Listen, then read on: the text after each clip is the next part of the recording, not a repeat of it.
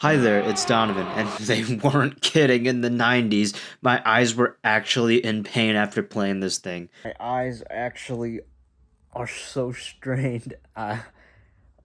They weren't fucking kidding. Uh-oh, look what I wasted money on. Before everyone tortures me in the comments, let me explain myself. I think 95% of people should not buy this. Please, there are so many other games to purchase than either this plastic shell or Labo 2.0. So why did I? I'm a collector. You probably think this basement reeks. I'm very passionate about physical products, and Nintendo just does a great job at servicing that itch. I'm trying to expand my PlayStation collection, but Nintendo knows what's up. Before this was even announced, I was looking at all the systems I own and realized that I basically have every generation of Nintendo mostly at my fingertips. For home consoles, I have an NES and SNES Classic Edition, N64 I technically have through Nintendo Classics, GameCube I have via the Wii, then I got the Wii, the PU is just on the Switch, and then I got a Switch and a Switch 2. For handhelds, I have a few Game & Watches, I have the Game Boy via Nintendo Classics, Game Boy Advance via my DS, then I got the DS and the 3DS. So that pretty much covers everything. All but one. I decided that in the far distant future, I eventually would purchase a Virtual Boy to play these neglected, unpreserved games from Nintendo. I was going to get this red tripod one day, whether it was from the offhand market or necromancy. So the fact that Nintendo not only preserved these games, but also offered an authentic modern recreation themselves is literally the best case scenario for me. This is a humongous win for me specifically. To 95% of the normal world, this freak should stay forgotten. Yes, I bought this over Mario Tennis Fever. Who even needs that game when we got Mario's Tennis at home? It's Mario's Tennis. This shit isn't even available on release. Are you fucking serious? The only downside is that they didn't recreate the controller, which is a shame. It just looks big and girthy and good to hold in the hand. No, that's the opposite, Donovan. It looks the opposite of girthy. I think it looks girthy on the wideness. Can't believe we're talking about the girth of Nintendo. I don't know what freakish being possessed me, but I was low-key ecstatic to unbox this thing. I can't believe I'm actually opening a Virtual Boy. The world record for the stupidest unboxing of the year. Welcome back, Nintendo 3DS. I can't believe I'm holding not just a failure, but a piece of garbage. This is just a perfect recreation. As someone who has never owned a Virtual Boy. They even included that stupid link connector at the bottom. This was never used. It's such a perfect replica, it even mimics the original design flaws. This is the lowest my chair can go. I can't. This is so uncomfortable. I had to raise the table just to play this stupid thing. That sure is 3D. Oh my god. Now, what was the big draw for the Virtual Boy?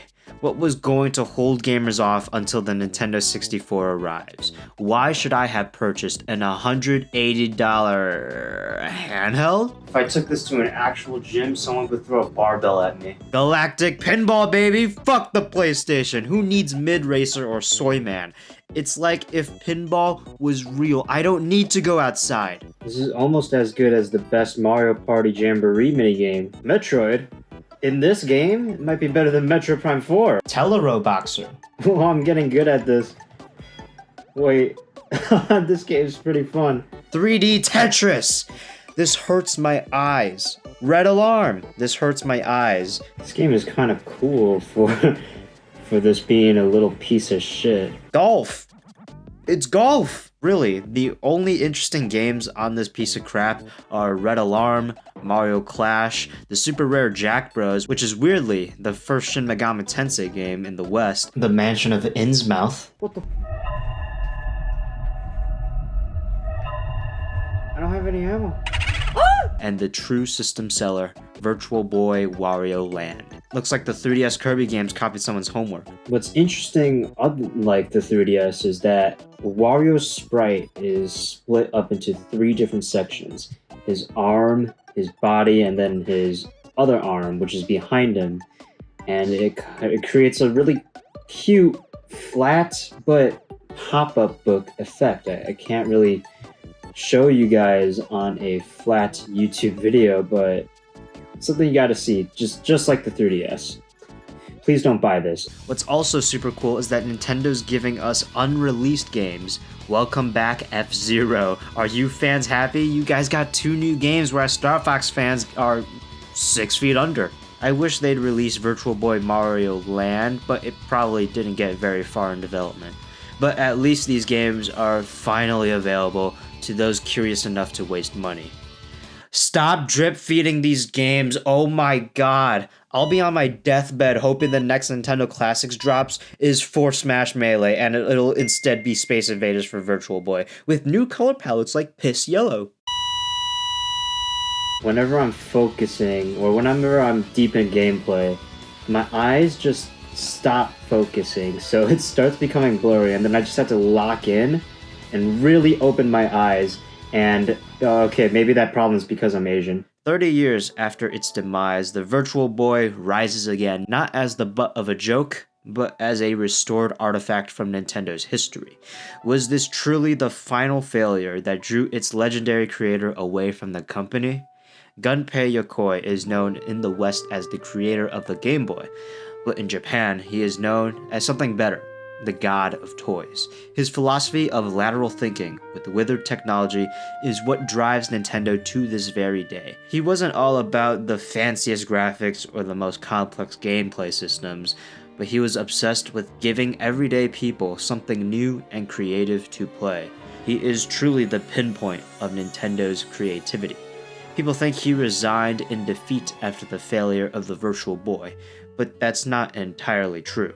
The Virtual Boy was meant to be a creative, never-before-seen way to play for the everyday consumer, but Yokoi knew it wasn't ready. Against his protest, Hiroshi Yamauchi demanded something to hold over the N64 delay, so the Virtual Boy was unleashed and Yokoi took full responsibility for the failure. Yokoi already planned to leave Nintendo far before this failure. The Virtual Boy was supposed to be his final thank you to the place he called home, so in order to make a proper send-off, something that surely wouldn't flop, he made the Game Boy Pocket as his parting gift. Why he left Nintendo wasn't because of his failure or him being fed up with Yamauchi. It was because Nintendo was going down the same road as their competitors, chasing bits instead of innovation. He even cried when talking about his mentor, Yamauchi, so there wasn't any bad blood between them at all. Unfortunately, I think most know how his story ended. Shigeru Miyamoto gave the eulogy at his funeral.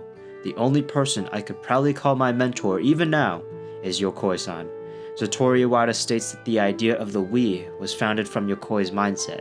Even the mouse controls in the Joy-Con 2 is set to reflect Yokoi's philosophy. In a way, the Virtual Boy was a victim to bad timing and not enough belief, but its mere existence is a testament to Yokoi's beliefs in creating new experiences the world has never seen before, and that still continues to this very day. Sadly, it's time to detach from reality. Oh my, I just saw God. It's my ring light just permanently burned itself in my retina.